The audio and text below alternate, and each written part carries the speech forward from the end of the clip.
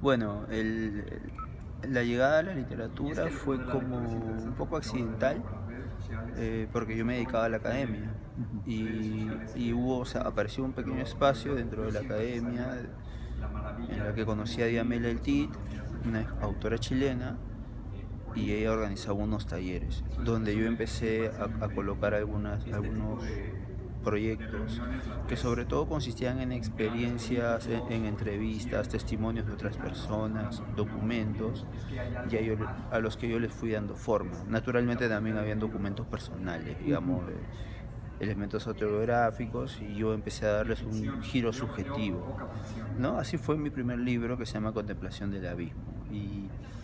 En la segunda parte de mi trabajo hago la continuación de eso, pero ya tengo un interés más histórico, ¿no? Publicó una novela corta sobre un constructor de trenes en el Perú del siglo XIX estos imperialistas ¿no? que querían sacar minerales del país. Entonces también tiene un lado histórico, ¿no? El trabajo, siempre cambiando de dirección. Eh, Luego salió una novela que se llama Los Niños Muertos, que es sobre la migración de los andinos a Lima en la década del 60 y sobre su vida en las barriadas, lo que sería una suerte de favelas, no sé cómo le dicen aquí en México.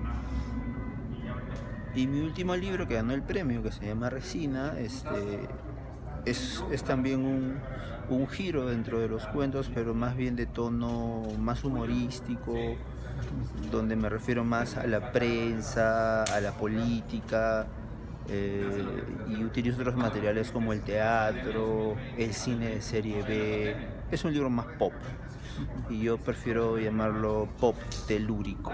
Así, ese es como el género que para mí lo define, ¿no? Es un poco la trayectoria muy sencilla de contar. Y en la Feria Internacional del Libro vas a estar en dos mesas, ¿verdad? Sí.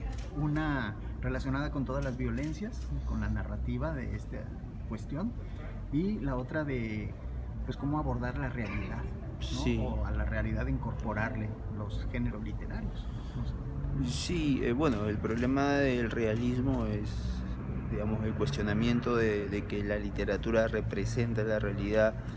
Es muy viejo, ¿no? Es del siglo XIX, pero actualmente va por si el lenguaje que utiliza un escritor, una escritora, incluso un periodista, realmente puede captar eh, las contradicciones de una manera amplia de cualquier proceso, ¿no?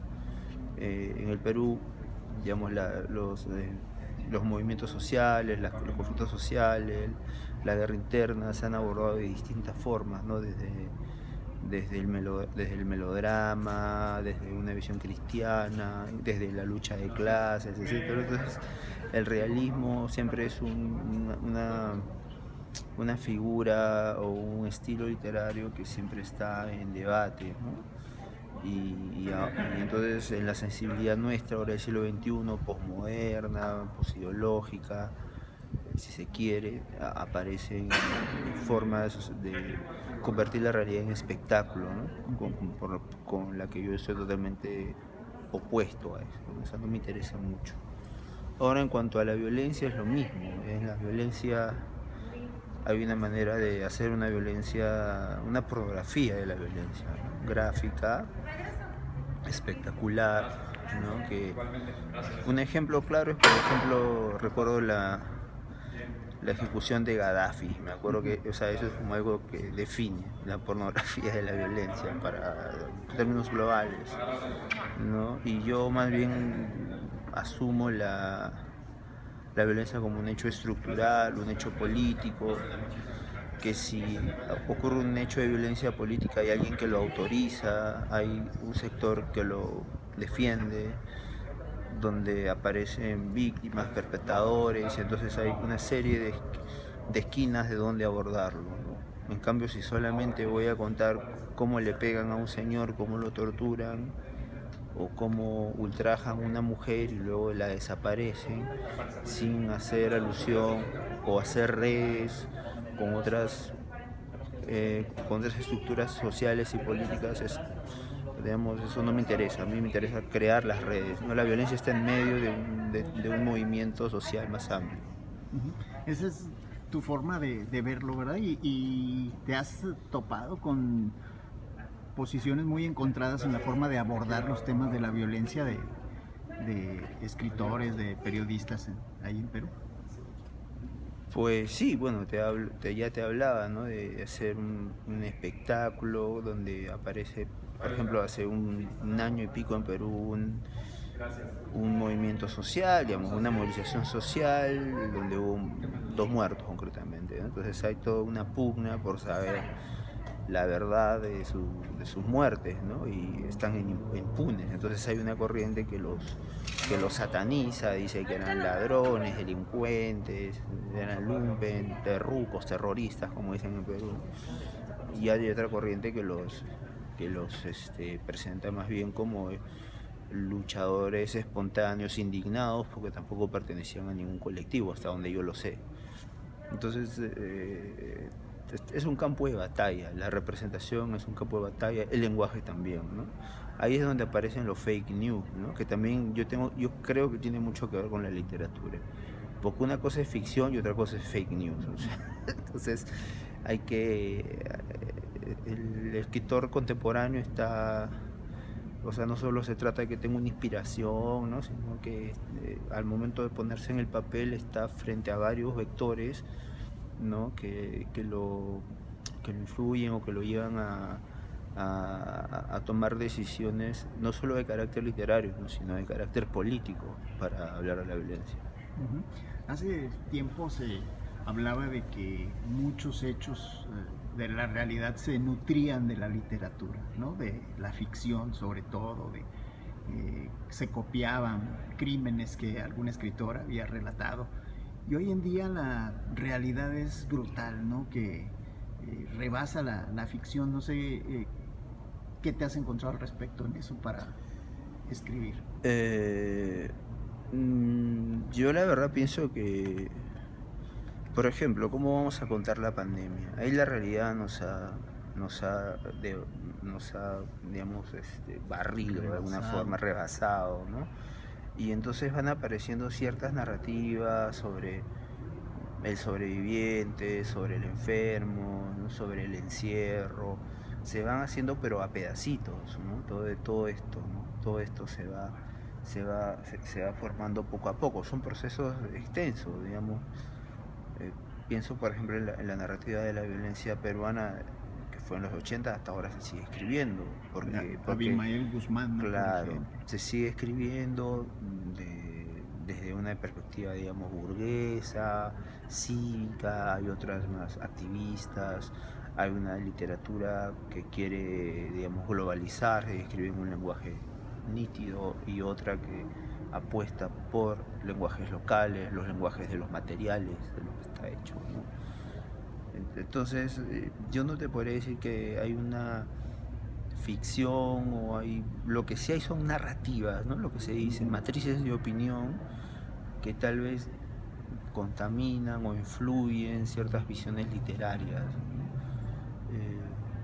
Yo recuerdo mucho una anécdota que cuando fui a Madrid, llego a Madrid y empiezo a caminar por algunos barrios y pensé que las películas de Almodóvar eran como estetizaciones, ¿no? Una visión de autor.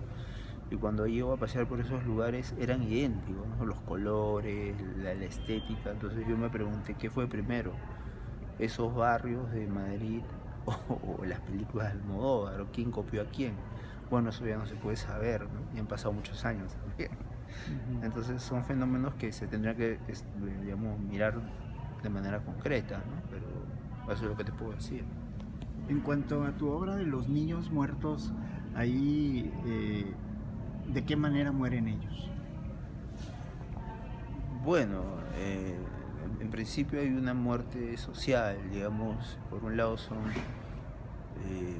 unos personajes que son niños y niñas que son prácticamente exiliados de los pueblos en donde viven y tienen que buscárselas en la ciudad de Lima, ¿no? Entonces no es que se van con una mochilita y con dinero, con $50, ¿no? Sino que se suben a un camión, llegan a Lima y empiezan a abrirse camino. Sería como una pequeña generación. La que las antecede son la de los niños que eran prácticamente sirvientes de los hacendados, de los terratenientes, ¿no? de los varones, de la caña o agricultura. Y en una tercera generación son niños que viven en un barrio tan lumpen donde proliferan abusadores, criminales de niños, ¿no? Incluso hay una pequeña, que fue para mí como un juego, introducir como un pequeño plot de asesinos de serie que como que está tan de moda, pero yo le di un giro personal, digamos. Eso es lo que importa, ¿no? Uno puede usar cualquier material, un material de Netflix si quieres, pero si tú le das un giro personal, local, podría crear cierto malestar a los lectores, ¿no? Eso es lo que a mí me interesa buscar. Y la obra con la que ganaste el premio recientemente, platicando de ella. Sí, bueno, se llama Resina, que en peruano quiere decir mugre, mugroso, pero también es una persona que se porta muy mal. Es un resina, ya se puso resina. Fue una palabra que yo me la encontré en Perú después de vivir muchos años en Estados Unidos. O sea, ya la conocía, pero ya la usaban mucho algunos amigos míos. Y yo estaba buscando una palabra estilo gonorrea de los colombianos. Estaba buscando una palabra así. Y fue un título tentativo, ¿no? Ahora, los cuentos es un libro misceláneo, porque hay historias como que ocurren en barriadas y hablan de tipos delirantes que empiezan a hablar dicen, esta barriada se fundó, hay una fundadora mítica, ¿no? Ese es su delirio y como está tan drogado, todo lo mezcla hechos de hace 100 años con los de ahora. Y luego aparecen unos, entre comillas, investigadores y le dicen, no, así no es la cosa, que así no es la cosa. Así como aparecen esos cuentos míticos, aparecen otros más mundanos, de un periodista que es un borracho y que cada vez que se emborracha se pone agresivo y en ese cuento en concreto se come una hamburguesa que le mancha toda su ropa y amanece de pronto lleno de mostaza, verduras, y quiere reconstruir esa noche, ¿no? Esa cosa de reconstruir su memoria y un cuento muy sencillo, pero el periodista es un periodista de estos que está metido en la corrupción, que se vende a los políticos, que escribe para los políticos, ¿no? Que en fin, ha vendido la pluma, como quien dice, ¿no? Entonces hay cuentos de distinta índole. Es un libro misceláneo y a mí me encantó. Bueno, me sorprendió que haya ganado el premio porque usualmente se les pide unidad, ¿no? Coherencia a los libros, ¿no? Bueno, yo estoy muy contento con Resina, estoy muy contento, ¿verdad? Que para mí era un librito que en un momento no lo había sido rechazado por aquí y por allá, decían que le faltaba, bueno, pero ya está, ahí está.